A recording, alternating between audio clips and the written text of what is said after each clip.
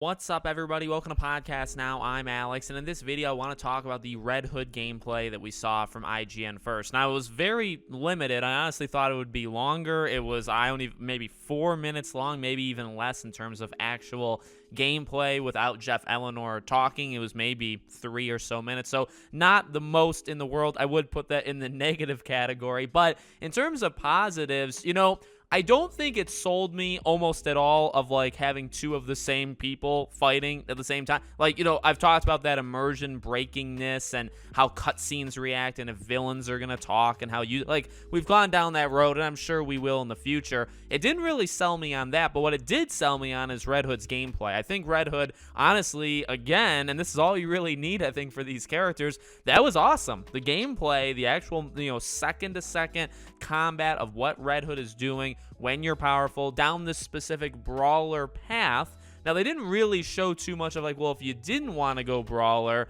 what would it kind of look like? I mean, I guess they did a little bit, but not, the main focus was this is the more hand-to-hand combat style of Red Hood. But it was good. It's brutal. I said on Twitter, it's brutal and it's heavy. He feels very heavy, even in his dodge, which I think makes sense, right? He's bigger. He's the biggest one. He's the most physically, I don't know if you would say active, but he's just the most physical of the group. And he kind of moves like that too, right? In terms of his dodge, he's not jumping all over the place like we've seen really. Honestly, the other three, I think all three of the other ones are capable of moving more fluidly, which is fine. And I think that makes him very, very different. I can see why people are drawn to him in his play style because the guns are pretty cool. His kind of shoulder checks into people, I really, really do like when he kind of gets very supercharged and he shoots almost like, I don't know what you even want to call it, almost like grenade launchers, and it bounces off different people. I think that is really cool there. And also, inadvertently, this is one of those things that you kind of learn without them really emphasizing. You see at the bottom right a bunch of different move sets that are mapped to the buttons, like X, circle, triangle. So you really can load up, it seems like, with different abilities, which they did say we're going to get skill tree and ability talk later on in the week. So that's going to be cool. That should be fun to kind of see how all that stuff will go. But you also get to see a lot of different villains. We see kind of bigger, brute-like characters with, the shield, which we've kind of seen before. We also see the woman, with the cane. I think that was... Now, they didn't really let her fight, right? That's kind of a thing, I think, with her, where it's well, does she fight differently? You'd imagine she does, but they didn't really let her because they weren't really focused on her fighting. They're focused on just, beating her up. I like a lot of the, electrocution that he kind of just leaves, almost a puddle of electric, when he does a specific move. I like him. Honestly...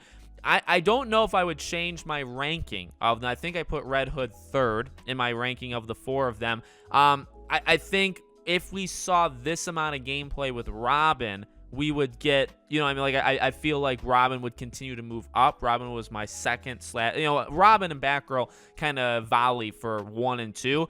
Red Hood definitely is up there. Honestly, this is going to be a game, and this is probably the game's biggest strength, is these four characters they feel and they look very different from each other, right? So I think there is going to be, maybe not story-wise, maybe not in the voice acting or the dialogue, but in how you play, literally how the players or the characters are moving around. I think that may be worth going back and replaying it just even a little bit as all four of them. I really think that's this game's biggest strength that has been focused on, but obviously because the story is a major focus as well, I don't think it's as focused as it maybe should be.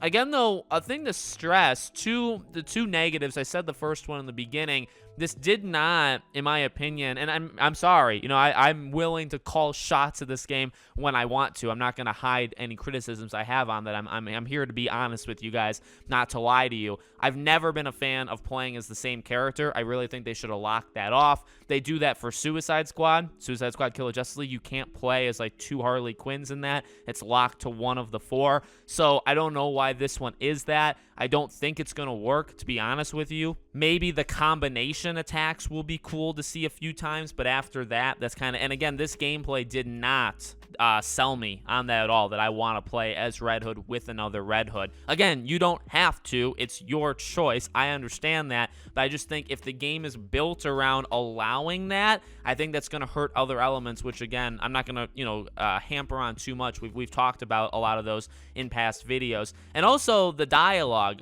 Some of the comments that Red Hood was making, like talking when he was fighting, like, they just weren't very good. And then there were also comments he was saying of, like, I don't even remember what it was, when they were getting on the bike, when they were both getting on, which the bike appears out of thin air. It looks like 2 feet in front of you. Not a big fan of that one either, but that's not the major concern. That's a small concern. But when he got on the bike, they were saying, like, yeah, better not have messed with my town, or, so some short, like, one-liner.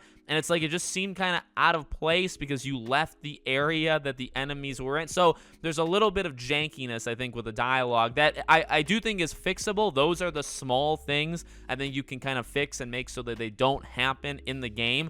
But if that's supposed to happen, I don't really know what to say. I don't really like that. So not all positives. There were a couple negatives that spotted up, but they definitely were smaller. And again, the playing as the same character with another character, I'm gonna make sure that doesn't happen for me. And hopefully the game isn't designed around that, where it's gonna make things weird when you're in a cutscene and you see 2 of the same characters and there's supposed to be like a fluidness there, bouncing things between, but you're playing as 2 Batgirls, so it just seems like odd. Hopefully the game isn't like built around that, because if it is, I think that's gonna hurt story and plot and things like that. But as long as it's not that, then I'm just not going to ever be in that situation, which I get when people say, well, you don't have to play with them. I get that. Let me know what you guys think in the comments. Make sure you guys are subscribed, bell icon turned on so you know when all these videos go up. If you want to follow or support me anywhere else, all my social media is in the description below. Thank you guys for watching, and I hope to see you all on the next one.